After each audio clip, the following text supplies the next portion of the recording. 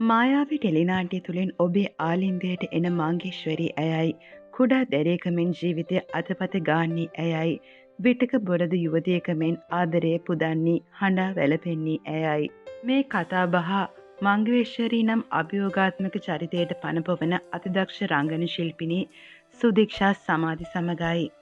සුදීක්ෂා ඔබ ගැන හැඳින්වීමක් කරමුද? සුදීක්ෂා සමාධි කියන්නේ කලාවට ගොඩක් ආදරය කරන සාමාන්‍ය ජීවිතේ ගොඩක් සරල විදියට ඉන්න කැමති ගැහැණු ළමයෙක්. මායාවී ප්‍රේක්ෂකයා ආදරයෙන් වැළඳගත් ටෙලිනාට්‍යයක් අදහසක් දක්වමු.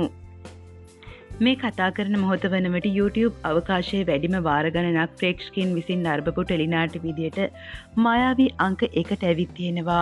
ඒ නිසා මම හිතනවා මායාවී කියන්නේ ගොඩක් ලස්සන ඒ වගේම ප්‍රේක්ෂකයන්ගේ හදවතට කතා කරන්න පුළුවන් හදවතේ හැඟීම් අවසන්න පුළුවන් විදිහේ ලස්සන නිර්මාණයක්. ඒ නිසා වෙන්නේ නැති මායාවී නාට්‍යයත් එක්ක මේ තරම් ප්‍රේක්ෂකයන් පිරිසක් එකතු වෙලා ඉන්නේ. මංගේශ්වරීගේ චරිතය ඔබට දැනෙන්නේ කොහොමද? මංගේශ්වරී කියන්නේ මම පුදුම විදියට විදින චරිතයක්. මංගේශ්වරීගේ චරිතය ගොඩක් සංවේදී. බලන කෙනෙකුට ඒක හාස්‍යයක් වුණාට චරිතයක් එක්ක ජීවත් වෙන කෙනෙක් විදියට මම මංගේශ්වරීට ගොඩක් ආදරය කරන අනුකම්පා කරන කෙනෙක්. මොකද අනිත් අය මංගේශ්වරීට hina වුණාට එයා කරන වැඩවලින් සතුටු වුණාට අවංකවම මංගේශ්වරී කියන්නේ අනුකම්පා කරන්න ඕන චරිතයක්. හැබැයි එයාට හොඳ බුද්ධියක් තියෙනවා.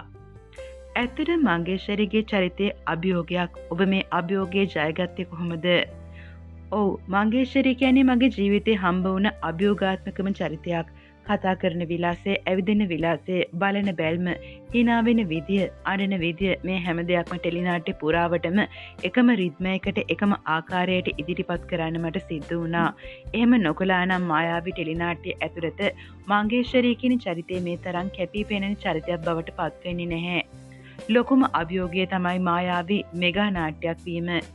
දැනට විකාශය වී තිබෙන සියලුම කොටස්වල මංගේශ්වරී චරිතයේ එකම ආකාරයකට හැඬීම, ඇවිදීම, සිනාසීම ආදී සියලු අංග චලන එකම රිද්මයකට පවත්වාගෙන යාම තමයි මට ලැබුණු ලොකුම අභියෝගය. අද වෙනකොට මම මේ අභියෝගයේ ජය අරගෙන තියෙනවා කියලා හිතනවා. මොකද තව ඉදිරියටත් මායාවී ටෙලිනාට්‍ය විකාශනය වීමට තියෙනවා. ඉතින් ඉදිරියේදී මේ විදිහට මංගේශ්වරීව පරිස්සම් කිරීම මගේ වගකීමක්. මංගේශ්වරීගේ අංග චලන භාවයන් එකම විදියට නිරූපණය කිරීමත් එක්ක මංගේශ්වරීගේ චරිතය මම පුදුම විදියට පරිස්සම් කරන චරිතයක් වෙලා තියෙනවා. මංගේශ්වරී පවන්ට කරන ආදරය සහ අරලියාට දක්වන ලෙන්ගතුකම ගැන කතා කරමු.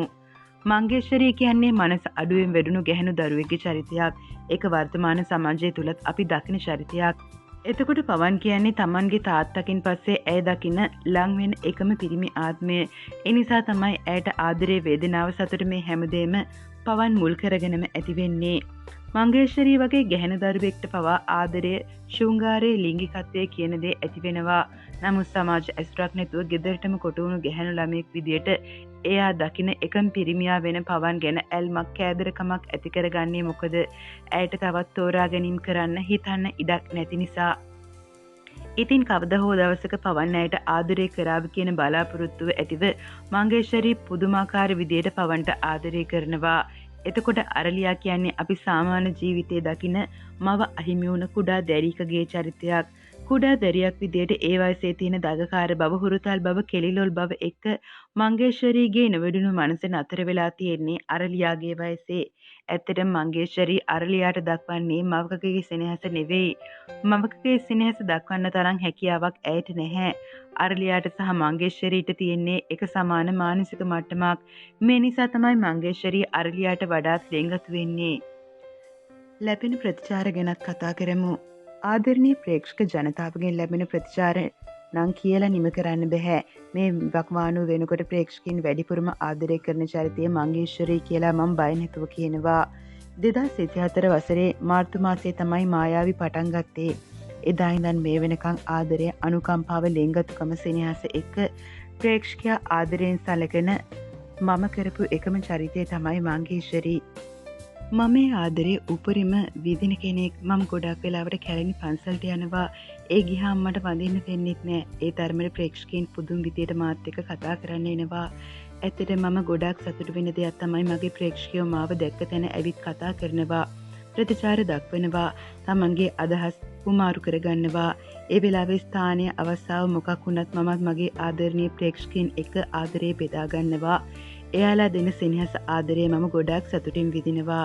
ඇත්තටම ප්‍රේක්ෂක ආදරේ බාල මහලු කුඩා ભેදයක් නැතුව ලබන්න තරම් මම මාර විදියට වාසනාවන්තයි. මේ වසරේදී ඔබ රංගනයෙන් දායක වෙන සූර්යා චිත්‍රපටයේ තිරගත වීමට නියමිතයි. ඒ ගැනත් කතා කරමු. සූර්යා චිත්‍රපටයේ රූගත කිරීම කළේ 2022 වර්ෂයේ.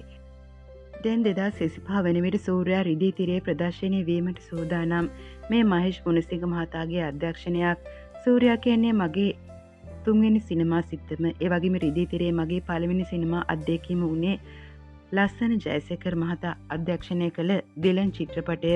දෙවැනි නිර්මාණය වුණේ අනුෂ එදිරිමුණි මහතාන් අධ්‍යක්ෂණය කළ මදර් ලංකා චිත්‍රපටය.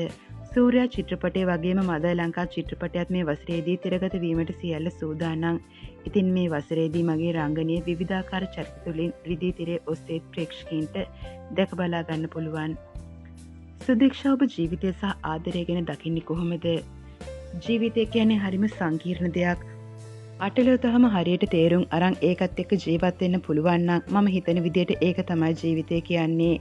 ලොකු හැඳින්වීම් කරන්න අවශ්‍ය නැහැ. මම අටලෝ දහමත් එක්ක ජීවත් වෙන කෙනෙක්. මට ඉතින් මේ හැම දෙයකම උස් පහත් වීම දරා ගන්න පුළුවන්.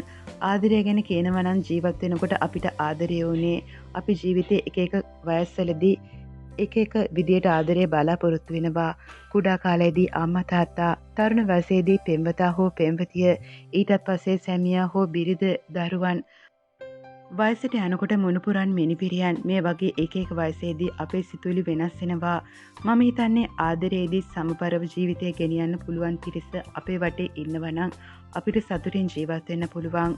පෞද්ගලිකව මම උත්සාහ කරනවා මගේ කවේ පුංචි කරගෙන මට ලැබි මට ආදරය කරන පිරිසක් මගේ පුංචි කවේ ඇතුළේ තියාගන්න.